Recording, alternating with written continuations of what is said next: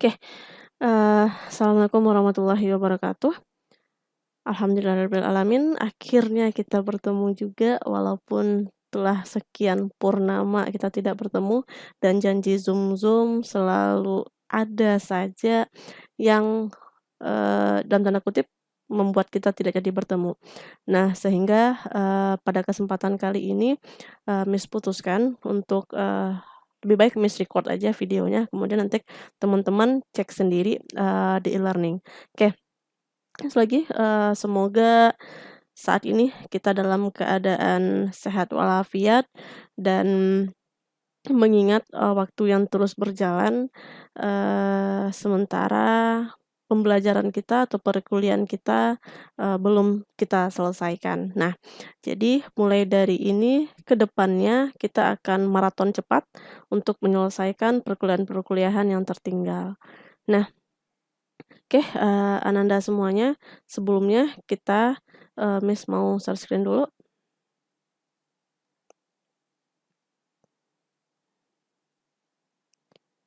Oke, sebelumnya kita sudah belajar ya, sedikit tentang mobile programming dengan menggunakan, Flutter. Pada pertemuan sebelumnya itu, kita sudah mengenal bagaimana cara instalasi Flutter, kita sudah, mencoba berbagai macam versi Flutter dengan kelebihan dan kekurangannya, kemudian kalau mau ganti lagi caranya seperti apa, kita sudah coba itu semuanya. Kemudian kita sudah coba juga untuk menyusun database-nya, dan sudah juga dijalankan dengan menggunakan aplikasi berbasis web, walaupun belum kita coba ekspor ke APK, itu yang telah kita pelajari sebelumnya. Nah, adapun capaian pembelajaran kita yaitu tentunya ingin, membuat sebuah aplikasi, atau yang berbasis APK yang sudah jadi, sehingga ke depannya untuk pembelajaran selanjutnya kita akan coba untuk bangun aplikasi dari nol. Mulai dari bagaimana cara mengatur widgetnya, kemudian mengatur koneksi database-nya, sehingga dia bisa menjadi sebuah aplikasi utuh. Nah, untuk itu semua, maka kita akan lakukan bentuk pembelajarannya gabungan dari Zoom meeting, gabungan dari video tutorial, kemudian laporan, ataupun kuis nantinya. Nah, ya, mulai dari Zoom meeting, video tutorial, laporan, ataupun kuis. Nah, untuk itu semua, tugas utama yang akan dilakukan oleh mahasiswa itu tentunya, setelah diberikan video tutorial, mahasiswa tentu, rekan-rekan semua tentu mengikuti tutorial tersebut. Diikuti ini maksudnya tidak hanya dilihat, tidak hanya ditonton, tapi buka laptopnya, kerjakan sesuai dengan, tutorial yang diberikan.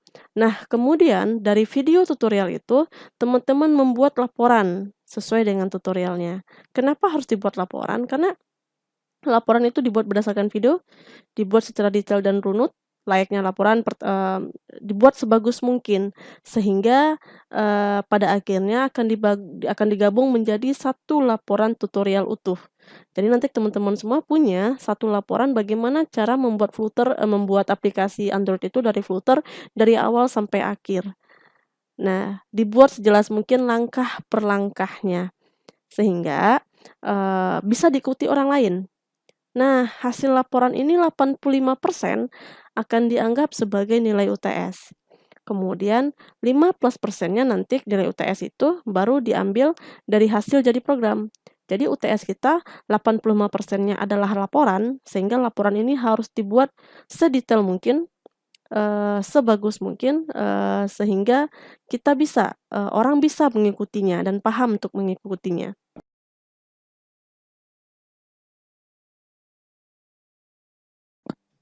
Nanti, untuk nilai laporan itu 85% akan dianggap itu sebagai nilai UTS. Sementara 15%-nya itu akan diambil dari hasil jadi programnya. Jadi ada 2 ya, ada laporannya, kemudian hasil jadi programnya. Hasil jadi program ini sesuai dengan tutorial yang diberikan dan boleh sedikit ada, penambahan-penambahannya. Nah, sementara untuk nilai UAS-nya, itu akan kita ambil dari, program yang sudah dikembangkan, aplikasi yang sudah dikembangkan lagi ya, menjadi media pembelajaran yang lebih kompleks, yang lebih utuh. Terdapat di situ materi misalkan, terdapat di situ latihan, terdapat nanti, apa namanya, kuis dan lain segala macamnya. Pokoknya dikembangkan, lebih kompleks. Nah, kemudian nanti akan ditampilkan dengan cara presentasi dan sedikit pengujian kode ya, sedikit pengujian kode. Intinya semakin, pengembangannya semaksimal mungkin, semakin bagus pula lah nanti nilai akhir atau nilai UAS-nya.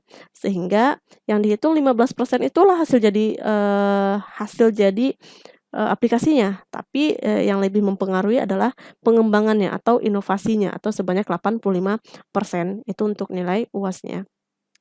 Nah, sementara untuk pertemuan kali ini, untuk membuka lagi ingatan-ingatan kita di awal, silahkan nanti dicek e-learning-nya, kemudian ada di sana Miss berikan modul tentang struktur filter. Jadi kita akan mengembangkan sebuah aplikasi, tentu kita harus tahu dulu struktur dari aplikasi itu.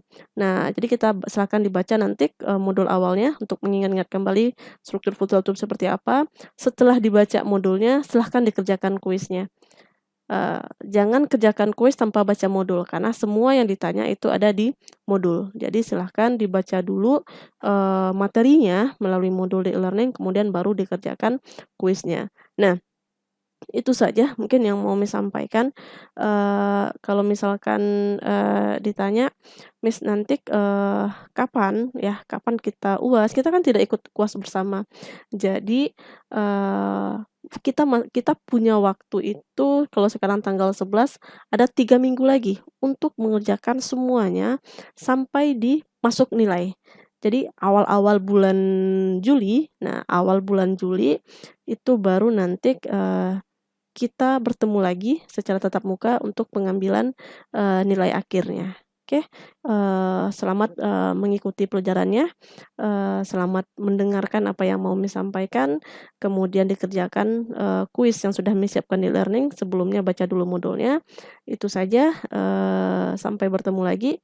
Kita akhiri dengan Assalamualaikum warahmatullahi wabarakatuh.